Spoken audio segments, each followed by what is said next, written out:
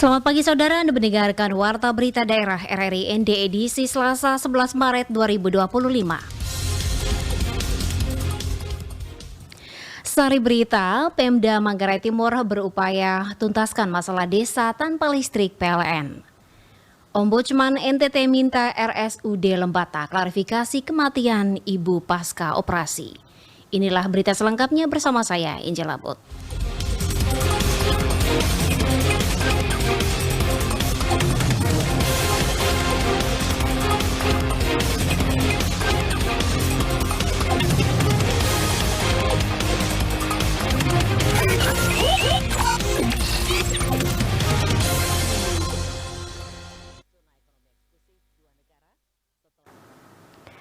Pemerintah daerah Kabupaten Manggarai Timur terus berupaya untuk menuntaskan masalah desa yang belum menikmati listrik PLN. Laporan Suimam.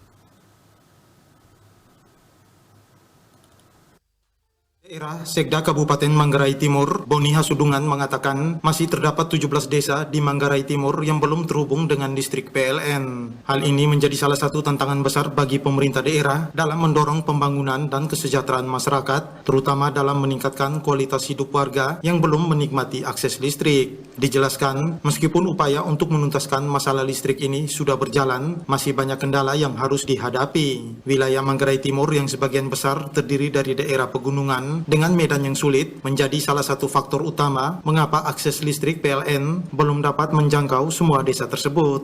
Pemerintah Kabupaten Manggarai Timur bersama dengan PLN terus berupaya agar seluruh desa yang belum berlistrik dapat segera terhubung dengan jaringan listrik. Salah satu langkah yang dilakukan adalah dengan merencanakan pembangunan infrastruktur kelistrikan secara bertahap dengan prioritas pada desa-desa yang paling membutuhkan. Persoalannya masih terkait dengan karena melintasi kawasan hutan TBA. Oleh PLN kita terus membangun komunikasi. Saat ini sejak kemarin tahun lalu proses perizinannya, karena ketika bangun tiang, jaringan lewat kawasan hutan, walaupun itu sesama punya pemerintah, harus ada izinnya. Kita sedang berproses itu, kita maksimalkan semua desa yang belum berlistrik pada 5 tahun ini selesai. Boni menambahkan, Pemda Manggarai Timur berharap dengan semakin banyak desa yang terhubung dengan listrik, roda perekonomian daerah dapat bergerak lebih cepat. Selain itu, akses listrik yang merata juga diharapkan dapat meningkatkan kualitas pendidikan, kesehatan, serta kesejahteraan masyarakat di wilayah pedesaan.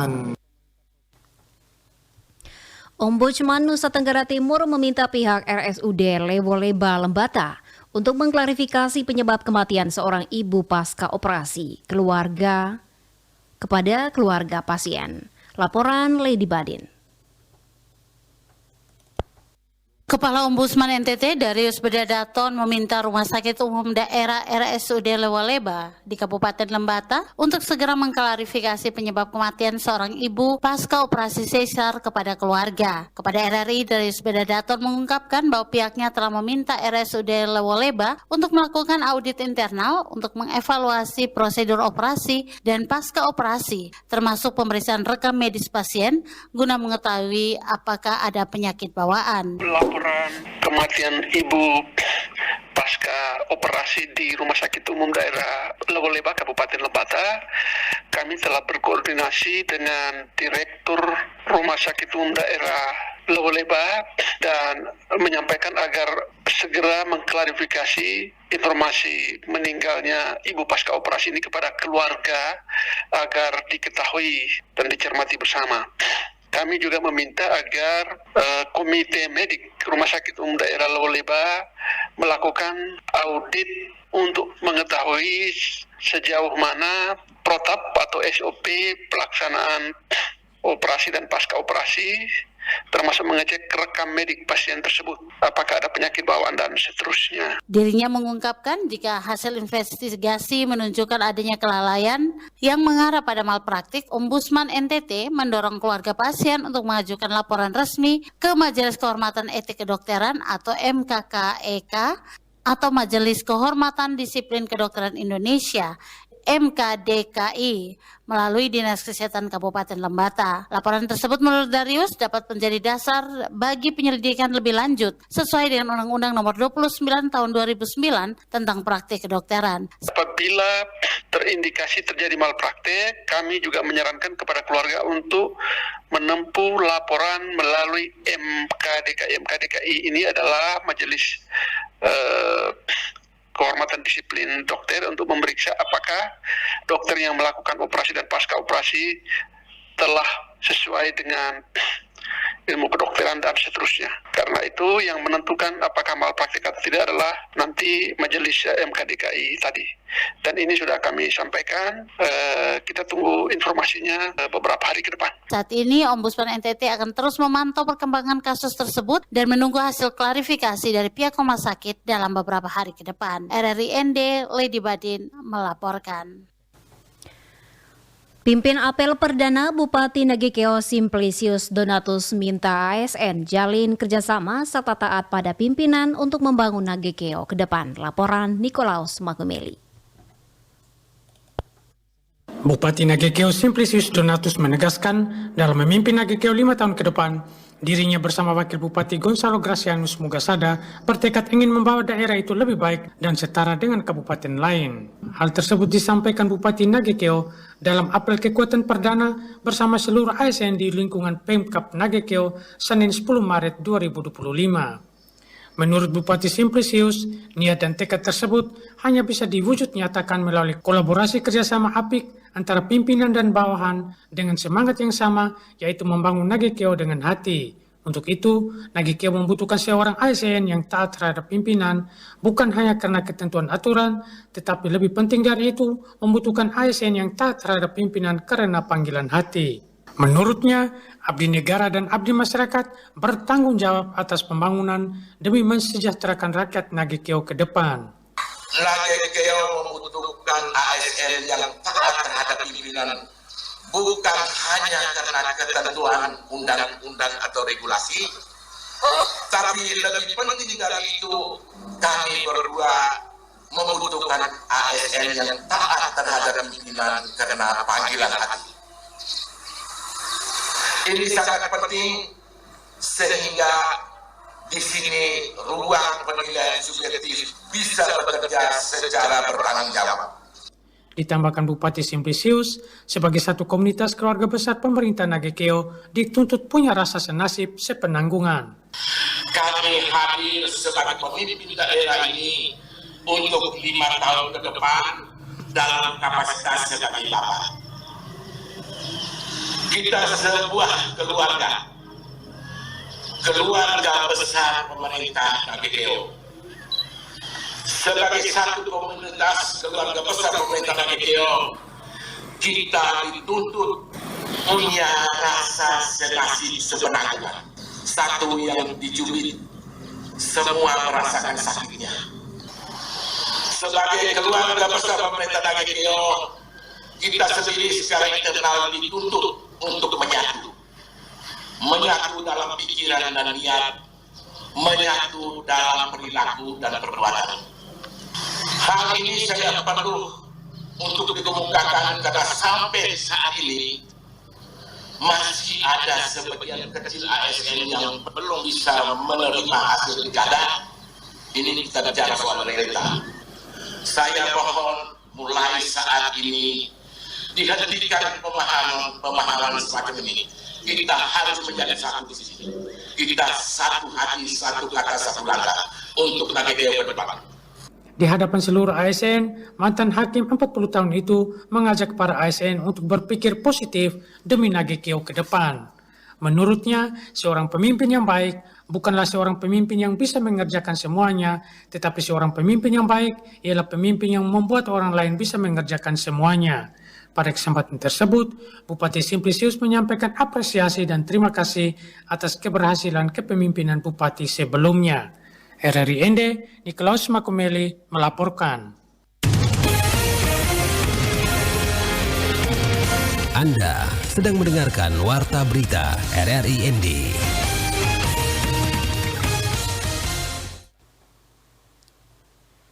Komite Nasional untuk Rakyat Palestina KNRP bersama MUI Manggarai Barat terima kunjungan safari dakwah ulama Palestina Sheikh Ali Farouk di Labuan Bajo. Laporan Epi Wahab. Komite Nasional untuk Rakyat Palestina atau KNRP berkoordinasi bersama Majelis Ulama Indonesia Kabupaten Manggarai Barat, Nusa Tenggara Timur menerima kunjungan safari dari ulama Palestina yakni Sheikh Ali Farouk di Labuan Bajo selama 3 hari pada 8 hingga 10 Maret 2025. Beberapa agenda kegiatan diantaranya takbik akbar, majelis taklim serta memberikan tausiah di beberapa masjid dalam kota Labuan Bajo. Hal ini disampaikan langsung Ketua MUI Kabupaten Manggarai Barat, Syakar Jangku kepada RRI. Ceritanya teman-teman KNRP Komite Nasional untuk Rakyat Palestina Pusat, jadi berkoordinasilah dengan kita di daerah gitu ceritanya. Ya, alhamdulillah kami dapat kunjungan salah seorang ulama Palestina. Jadi di NTT ini hanya di Kupang, Lembata, dan Labuan Bajo. Nah, giliran kita hari ini tanggal 8, 9, dan 10. Dia juga menyampaikan dengan momentum kedatangan ulama Palestina ini, pihaknya turut berinisiatif mengumpulkan donasi sebagai bentuk solidaritas masyarakat Indonesia, khususnya di Kabupaten Manggarai Barat lewat Lembaga Sosial Nasional. Beberapa agenda kegiatan yang akan digelar bersama Sheikh Ali Farouk di Labuan Bajo meliputi takbik akbar, tausiah, serta majelis taklim di beberapa masjid yang ada di dalam kota Labuan Bajo, yakni Masjid Agung Nurul Falak Kampung Cempah, Masjid Baitur Rahim Lamentoro, Masjid Nurul Iman Senaru, Masjid Besar Nurul Fala Waimata, serta Masjid Nurul Huda Gorontalo, dan kunjungan serta tausiah di SDIT Persaudaraan Labuan Bajo, lalu setelahnya mengunjungi wisata Golomori. Diharapkan dengan kehadiran Sheikh Ali Farouk dan juga beberapa rangkaian kegiatan keagamaan yang digelar, para umat muslim di Kabupaten Manggarai Barat bisa turut berpartisipasi untuk memberikan donasi terbaiknya dalam rangka membantu perjuangan rakyat Palestina, baik melalui dukungan doa maupun pemberian harta. Ya, jadi kita berharap seluruh kaum muslimin muslimat di Kabupaten Manggarai Barat ini bisa berpartisipasi untuk memberikan donasi terbaiknya dalam rangka membantu perjuangan saudara-saudara kita di Palestina. Karena alhamdulillah pemerintah secara nasional juga ini sudah mendukung ya sejak mereka berjuang untuk membebaskan diri dari Zionis. Dari Labuan Bajo, Epi Wahab melaporkan. Kasus kematian ternak babi akibat virus African Swine Fever ASF di Kabupaten Sika terus meningkat. Hingga awal Maret 2025 sudah 609 ekor babi mati. Selengkapnya Ferry Soo melaporkan. Kasus kematian ternak babi akibat virus ASF atau African Swine Fever di Kabupaten Sika terus meningkat. Hingga awal Maret 2025 sudah 609 ekor babi mati akibat wabah yang telah menyebar sejak Oktober 2024. Berdasarkan data dari Dinas Pertanian, Perkebunan dan Kesehatan Hewan Kabupaten Sika per 6 Maret 2025, ASF telah menyebar ke 12 kecamatan, 21 desa dan 7 kelurahan. Kecamatan Talibura mencatat angka kematian tertinggi dengan 207 ekor, disusul Alok Barat 143 ekor, Palue 85 ekor, Kangai 29 ekor, Waiblama 35 ekor, serta beberapa kecamatan lainnya dengan jumlah bervariasi. Selain itu terdapat kematian ternak babi yang diduga akibat ASF namun tidak dilaporkan secara resmi. Meningkatnya kasus ASF semakin meresahkan peternak babi di Sika, mengingat hingga kini belum ditemukan vaksin yang dapat mengatasi penyakit tersebut. Para peternak pun mendesak pemerintah daerah untuk mengambil tindakan konkret guna menyelamatkan ternak yang menjadi salah satu sumber ekonomi masyarakat setempat. Kepala Dinas Pertanian Kabupaten Sika Yohanes Emil Satriawan kepada RRI mengatakan bahwa langkah utama dalam mencegah penyebaran ASF adalah penerapan sistem biosecurity yang ketat di kandang-kandang ternak. Selain itu, Pemkab Sika juga memperketat lalu lintas ternak dari dan ke daerah tersebut untuk mengurangi risiko penyebaran ASF. Langkah ini diharapkan dapat mengendalikan pergerakan hewan ternak yang berpotensi membawa virus ke wilayah lain.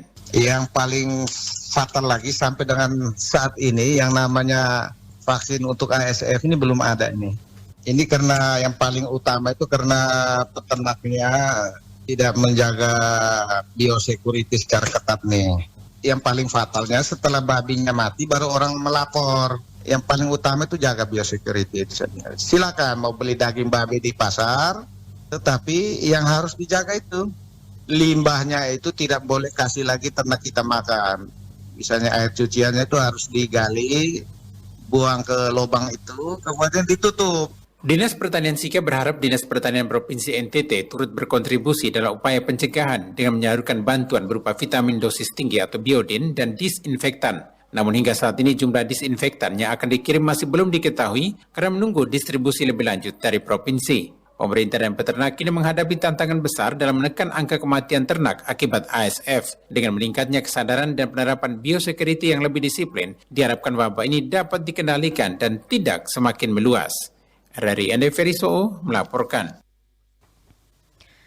Menjual kain tenun ikat selain untuk meningkatkan pendapatan ekonomi keluarga, juga ikut mendukung mempromosikan pariwisata melalui keindahan tenun ikat. Laporan Rovinus Wula.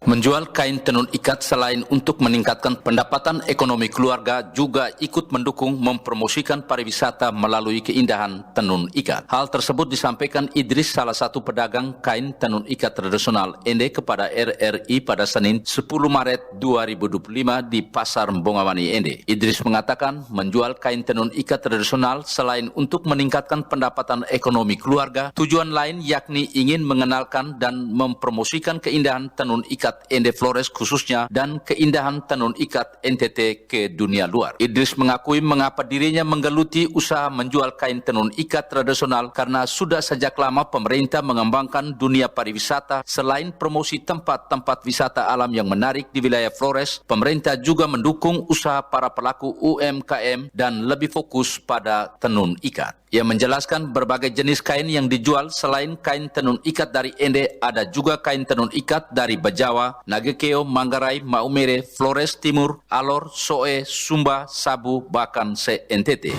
Tamu dari luar pariwisata itu dia tidak melihat lain, hanya melihat pariwisata terutama yang dia bawa pulang itu hasil tenunan ikat daerah ini nih.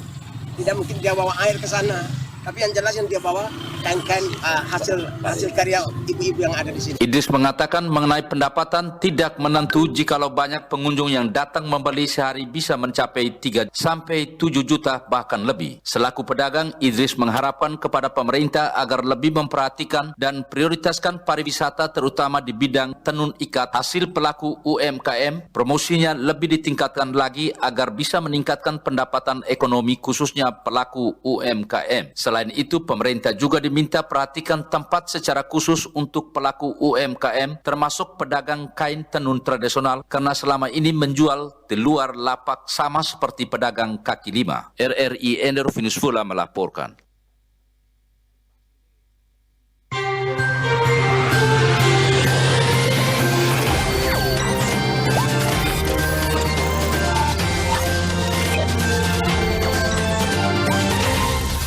Terima kasih Anda telah mengikuti Warta Berita RRI ND.